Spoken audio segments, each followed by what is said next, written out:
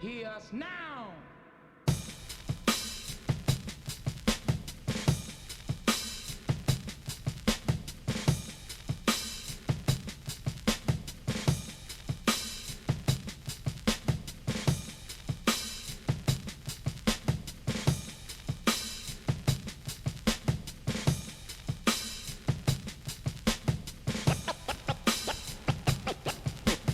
When you speak of overthrowing those conditions, I think this is what frightens people from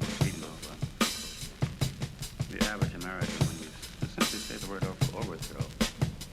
And he sees this as something very, very bad to him. I know you're not responsible for his feelings. So when you say these things, are you threatening someone? Right.